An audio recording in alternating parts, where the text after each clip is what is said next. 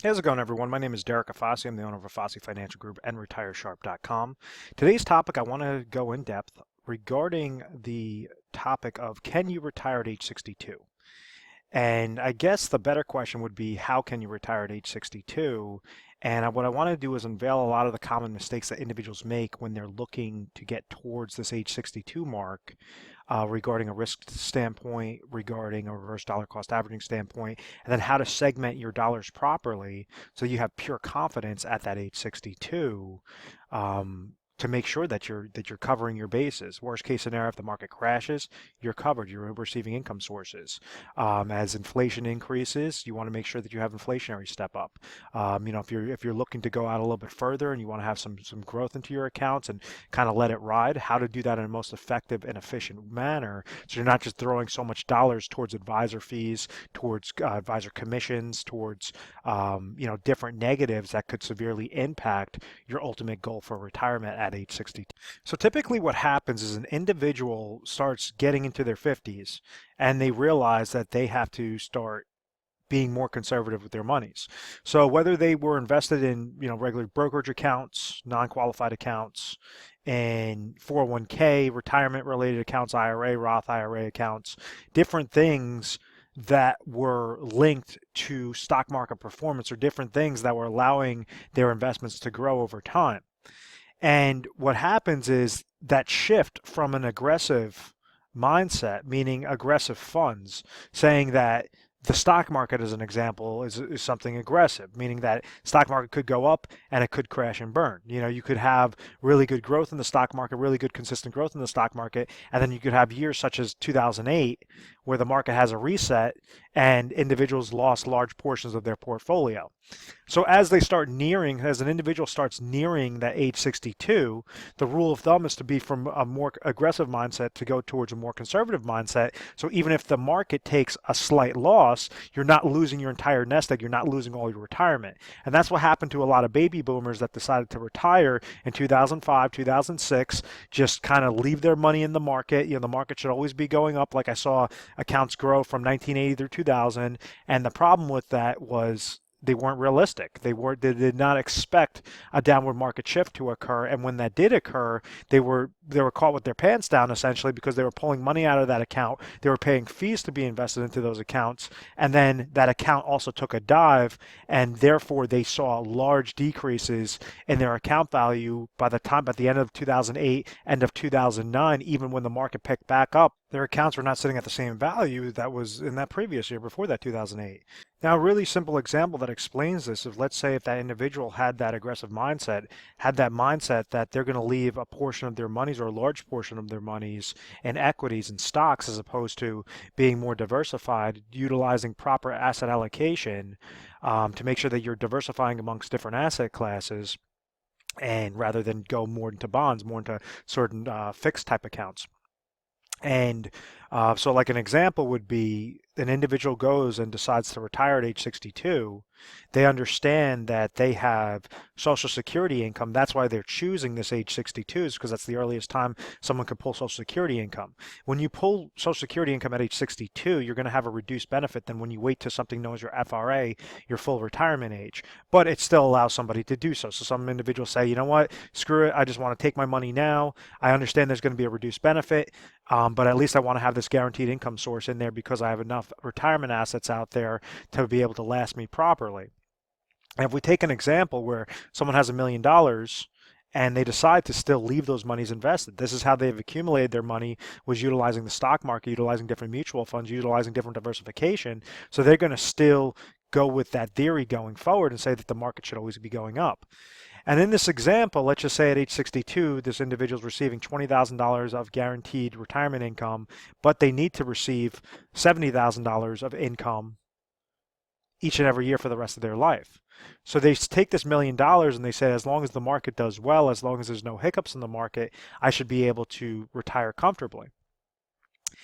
So we understand that the goal is 70,000 and they have this bucket of $1 million.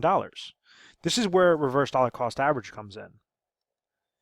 Because when this individual is taking $50,000, that's obviously a negative right off the bat from their account. They're taking $50,000 out to live off of for that year.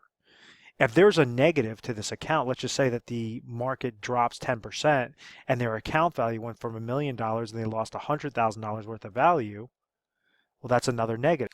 So if we go and now try to add in, what is this individual invested into? And let's just call it mutual funds. Well, the average mutual fund related fees on an annual basis are about 1.31%.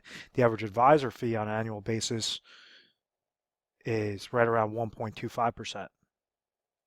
So if we just call it, let's just underscore these numbers. We say, 1% and 1%. So we'll take off another $10,000. We'll take off another $10,000. And what do we have? We just had a slight loss of 10% that year, or just say 100,000 out of a $1 million account. But because this individual is siphoning monies from this account, what's going on to their actual physical money? What's going on with their actual physical value? Well, they would have taken out 5% that year, but they would have ended up losing 100 plus 50,000 plus 160, 170, $170,000 loss of worth of value is lost, even though they would have walked away with only $50,000. So the problem that lies there is this next year, starting in this next year, they're walking into the year with $830,000 worth of value. They just lost $170,000. That could be equivalent to some individuals that buy a house just that one year because of these negatives that somebody did not consider. Now, the next year, this individual is still going to be siphoning out $50,000, but now it's $50,000 off of a lower account value. So therefore, it could compound interest a lot faster, a lot higher, because now you have to essentially pull out more money. It's not just 5% anymore. It's a higher value because your account value is now lower. And those fees are still going to remain. So even if you have a plus 10% gain, but you're pulling money out of these accounts and you're having to pay those specific fees, those mutual fund related fees, those advisor fees, you could have just a compound interest that negates that account. If you have back-to-back years of negative and negative, you could see large impacts to these accounts. Or, in 2008, you had average portfolios that lost anywhere from 50 to 30%. Even if you're just taking a smaller example of a 30% loss, I mean, that's $300,000 to your portfolio just because you did not properly secure and protect your dollars. You did not properly diversify them and make sure that you had certain safety nets in place. If the market went down, your retirement was not at risk. So the most important negative with that example, or the most important takeaway in that example, is to eliminate the negatives, eliminate that big question mark, that uncertainty that says, I don't know if I could retire at 62. I'm going to hope that I can. And, in some cases, can you be invested in the market and accomplish your goal and basically have $1 million last you to get that $70,000 of income? Sure, you can. But what you see is a lot of times when you go to wealth accumulation specialists, you go to the retail transaction-based advisors, they're going to show you projections that show like 90% probability, 95% probability rate. What I say is, if you went on an airplane and you were going to any destination, if the pilot came on the loudspeaker and said, hey guys, great news, we have a 90% chance of getting to our destination successfully, everyone's going to be hopping off that plane. No one's going to stay on the plane. It's because that's their livelihood. They don't want to have their life of a 90% chance. They want to have a 100% chance of success. So when you're looking at retiring at age 62, it's very simple to do that. You just have to understand what the correct process is and make sure that you're diversifying, that you're segmenting your dollars properly to make sure that you could accomplish those goals successfully. So what I mean by that is, let's say if you're actually starting to plan out, and let's say this individual is 60 years old and they understand that they want to retire at age 62, and this person, same example, they need $70,000 a year of income. They have $1 million worth of retirement assets. And we'll just say that this is all from qualified money. So we'll just to keep it nice and simple, we'll say that this is, just traditional IRAs and 401k monies of sitting about right around $1 million. This person has a 2-year time frame. They're getting, at age 62, $20,000 of Social Security income guaranteed for the rest of their life. And they have this gap of what? Of $50,000. So a really easy example is to say, okay, well, what's the smallest amount of dollars that somebody could place into a guaranteed income producing vehicle that would produce them this $50,000? On top of it, how can I make sure that I have enough money for emergency funds and then also to protect myself regarding inflation? So that goes through the 3 basic components of any retirement plan, any financial plan, to make sure that you could retire with confidence, you could retire successfully. Making sure your income is covered, making sure your emergency funds are covered, your emergency situation is covered, and then making sure that you're properly preparing for inflation. So the number one solution for that is going to be, if these are all qualified funds, is an individual could use an IRA annuity to produce that $50,000 of income and then leverage their other portions of the remaining monies to get segmented properly so that you're only placing those smallest amount of dollars into an annuity type contract, into that guaranteed lifetime income payment each and every year to make sure that you could retire with confidence. If the market goes down, you're still receiving your income. If you pass away, whatever's remaining in your account value would be going to your beneficiaries. And if you keep living and living and you have that longevity risk, you have that inflationary risk, how exactly are you combating that? How are you making sure that you're covered, and regardless of what's going on with the stock market? So in this situation, let's say out of this $1 million, it's going to cost exactly $650,000 to get placed into a hybrid annuity contract IRA. That's not saying, and too often you have advisors that what they try to do is say, okay, well, you have an income goal of a $50,000 gap. What we're going to do is take this full $1 million and throw it into an annuity. An annuity is good in certain aspects, but it's horrible in other aspects. If you're looking for a growth goal, annuity is not good. If you're looking for a safety goal, annuities are great. If you're looking for an income goal, annuities are great. If you're looking for something that is going to have full access to your monies, annuities are horrible. So the first portion, though, is making sure that your income sources are covered. So this is how you can use an insurance company to make sure it's a very safe play to say, I have 650,000. I'm going to, based upon my state, based upon my age 60, looking for my 2-year deferral, I'm going to trigger at that age 62. I'm going to trigger Social Security income. I'm going to trigger my annuity income that's going to produce me exactly $50,000 a year of income. Out of this $1 million, we only use 650,000 of it to get placed into a specifically designed IRA annuity contract. That checks off the first box. Now, emergency funds. Rule of thumb is that you want to have in between 6 to 12 months of emergency funds. So let's just say that your annual expenses are about $70,000 per year starting at that age 62. Let's just call it $100,000 that we want to leave in at least liquid cash and at least some sort of emergency. God forbid, if you ever came into an oh my gosh moment, you could pull monies out. So what you do is you splice up an IRA into a type of money market account to make sure if you ever needed to pull money, we're going to take $100,000 and throw that into that money market account. So therefore, you're going to have that peace of mind saying, if I need to access money, I don't have to touch the annuity that I'm only using for guaranteed lifetime income or for maximized lifetime income. It's guaranteed through the claims paying ability of the insurance company that's representing that specific contract. So we have the 650s going into the IRA annuity, the 100,000s going to the IRA money market account, and then this inflationary goal. Obviously, the cost of goods and services are going to be increasing. So some of these expenses, out of the $70,000, you might have $50,000 that are fixed expenses, and you might have $20,000 that are tied to inflationary expenses, such as your groceries, such as your gasoline, different things that will go up with the pace of inflation. And you have to combat that. You have to make sure that there's a specific plan designed. So what this tells us is we use $750,000 in this example to hit segment 1 and segment 2. So now we have $250,000 left over. This is where now you could go more on a diversified asset allocated type portfolio to make sure that you're accomplishing your goals successfully. But that doesn't say you're taking this $250,000 and just throwing it all into the market and hoping and playing this big game of hopium. You're actually you're coming at it with a specific goal in mind to say, I want to grow this on an efficient manner. I want to make sure if the market goes down that I'm diversified properly to make sure that as the stock market goes down, my account can still go up. I want to make sure that I'm combating that at every little angle. And what you could do is make sure that you have that remaining portion into an IRA brokerage account that is actively managed, that is more of on a tactical management rather than on a passive management. The passive management is just going to go more with whatever the market's doing. The actively managed portfolios are going to say, okay, if we notice a trend, if we notice hiccups in the market, how exactly can we make sure to go against that or at least have some consistent gains into your account in the process? So what this did was just this really simple example was rather than just throw you into a random thing, throw you into the market, throw you into tactical management, throw you into a money market account where it's just purely liquid or throw you 100% to an annuity, we're splicing it off precisely to make sure we have 3 separate accounts, 3 separate segments so that we're correlating to those 3 goals to get that retirement confidence.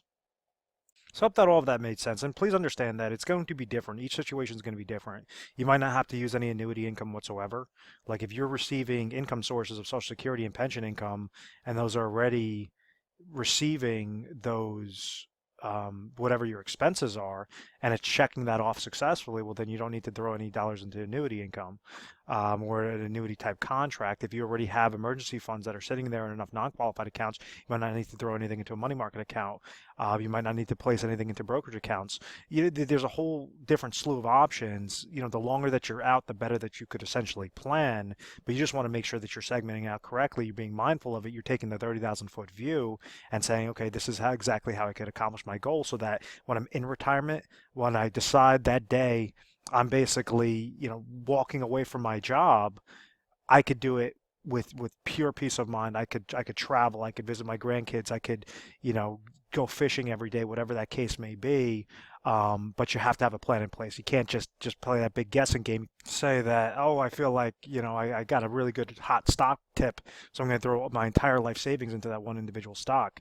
We see it every single day that, individuals that retire successfully, or individuals that call our office in a panic and say, hey, I, was with this other advisor for X amount of years. This is the way that they set me up. Still, the worst case I've ever seen it was I saw 877,000. By the time I sat down with this lady, her account was at $52,000. It was a couple of years later that she gave us a call, and I sat down with her and I was looking at her statements, and it's because this advisor put her super aggressive. She was in her 60s. She already stopped working, and it was just that reverse dollar cost averaging power of compound interest that has taken a large dive. Just a couple of weeks ago, and I hope this person's not listening. I've received a phone call that a guy had about 200,000 of his life savings, threw it all into one individual stock, and the next week he was looking at like $3,000, $5,000 into his account. And it's just insane. Like, you worked your entire life up to that point to accumulate that much money, and you just, kind of threw it in chance to say, oh, well, we'll take that big stock market gamble, that big stock market casino, because I feel like, the market's always going up. That's more of throwing random darts at a dartboard. You want to be precise. You want to have that precision in mind. So you're planning successfully, and then ultimately you're having a confident retirement. So in closing, if you found value in this video, and you want to speak with a specialist, simply call our 1-800 number. It's 1-800-566-1002. Well, we are available 24 hours a day, 7 days a week. And what would happen is when you're calling over to speak with one of our assistants, you tell them, hey, you saw a video online and something about retiring at age 62, and you want to deal with a specialist that might help you, plan a little bit better. So when speaking with that specialist, the specialist is going to ask you a whole slew of questions to figure out what your situation is, what have you saved, what is your plan of attack, and then whether or not you could get to that destination successfully, or if there are certain gaps. Sometimes individuals are completely fine with their plan. We tell them, listen, don't change anything. You're going to get there successfully. Or other times, the majority of the times, individuals do have certain gaps where it's just it requires very slight tweaking to make sure you're going into different sorts of product lines, to make sure that you could leverage your dollars the best way for that pure confidence, and you could segment specific laddering strategies. We utilize a process known as the Retire Sharp planning system, which allows us to go through over 1,200 different scenarios, products, different segments to say, okay, based upon someone's situation, what would be most effective. And rather than just going to a random company, we're giving you the recommendations because we're an independent agency. We work for the client. We don't work for the individual companies. But it allows us to represent and make sure that we're setting somebody up successfully. So with that in mind, we are A+ rated on the Better Business Bureau. We've always had very good reviews. We've never had any complaints. And I believe it's because of our methodical process. I want to thank you very much for watching this video. Please feel free to subscribe to our YouTube channel, Retire Sharp, so you could have access to the most updated videos. Thanks so much, guys.